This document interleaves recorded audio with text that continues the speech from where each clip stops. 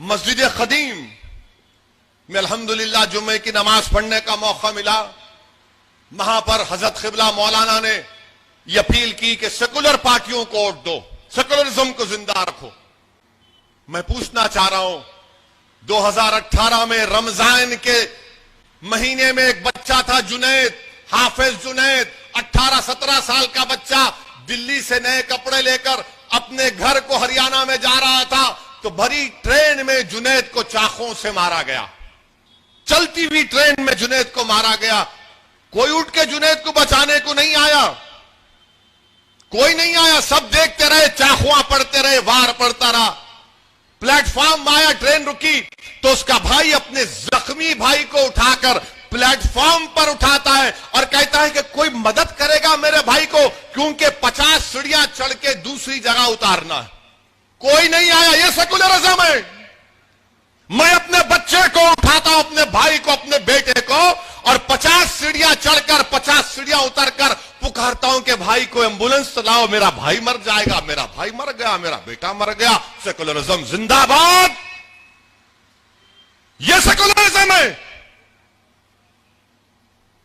कि अखलाक को मारा जाता है घर में फ्रिज के नाम पर। यह सेकुलरिज्म है। और निकलता है उसमें बकरी का गोश्त। पीलू खान को रोड पर मारा जाता है। यह सेकुलरिज्म है।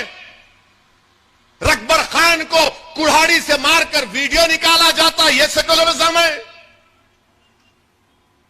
झारखंड में अलीमुद्दीन अंसारी को पूरी मार्केट में वीडियो निकालकर मार मार कर खत्म कर दिया जाता है। यह सेकुलरिज्म है।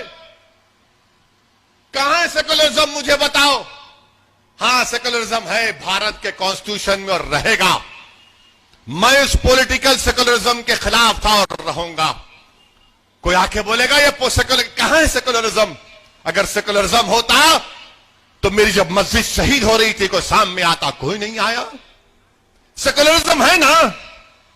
तो दिल्ली में 20 मसाजिद को जलाया गया, नुकसान पहुंचाया गया। सेकुलरिज्म, सेकुलर पार्टी को वोट दो, वहां है ना। जब मस्जिदों पर हमला हो रहा था तो दिल्ली का चीफ मिनिस्टर बजाय दौड़ता, चेन्नई के साइज का दिल्ली नहीं है, चेन्नई से भी थोड़ा कम होगा, वो चीफ मिनिस्टर बजाय जहां पर मस्जिद पे या मंदिर पे या मुसलमान पे, हिंदू पे हमला हो रहा था, वहां पर दौड़ कर जाता। हो क्या किया मालूम? दिल्ली का चीफ मिनिस्टर, जिसको सेकुलर पार्टी बोलते हैं, वो महात्मा गांधी के समाधि के सामने जाके खामोश बैठा रहा। मर गए लोग। एक 85 साल की औरत जल के मर गई धुएं से। सेकुलरिज्म है, सेकुलर पार्टी को वोट दो। कौन? मैं जिम्मेदार था उसका। सेकुलर पार्टी को वोट दो।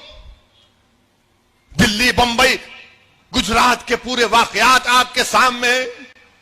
सेकुलर पार्टी को वोट दो। अरे कहां है सेकुलरिज्म? मैं देखना चाह रहा हूं। संविधान में है मगर प्रैक्टिकल रियलिटी में नहीं है। जो लोग बोलते ना सेकुलर पार्टी को वोट दो, मैं उनसे पूछना चाहता हूं, नरेंद्र मोदी को 2014 में, ये मेरा नहीं CSDS का डेटा है, centre for social development studies Delhi का मशहूर थिंक टैंक है, 31% नरेंद्र मोदी को हिंदू वोट मिला था 2014 में। 2019 में वो 37% हो गया, 31 से 37 हो गया। मैं जिम्मेदार हूं और ये जिम्मेदारी हम पे नहीं। इलेक्शन आते ही सब लोग बोलते देखो आपको सेकुलरिज्म को बचाना है। अरे ये सेकुलरिज्म ये कौन सा तोता है? कहां है भाई? किधर है वो? बताओ ना। बचाना है, बचाना है, फिर मेरे को कौन बचाएगा? मेरे बच्चों को कौन बचाएगा? मेरी मां को कौन बचाएगा? मेरी मस्जिद को कौन बचाएगा? मेरी जान को कौन बचाएगा? मेरी पहचान को कौन बचाएगा? क्या हम गुलाम हैं इन लोगों के? इलेक्शन आते हैं कि खाली वोट डालो, वोट डालो। क्या हम वोट नहीं दे सकते? क्या तुम पैदा इसलिए हो कि तुम वानियमबाड़ी में सिर्फ वोट डालोगे, वकील को नहीं डालोगे? क्या आप वोट डालने के लिए पैदा हुए, वोट लेने के लिए नहीं पैदा हुए? मेरे अजीज दोस्तों और बुजुर्गों, डरना नहीं है किसी से। सेकुलर पार्टी कहां है? सेकुलर पार्टी कौन सेकुलर है? हां, मुझे बदनाम करते कि इन्हें फिरका परस्त है। ठीक है, मैं फिरका परस्त हूं।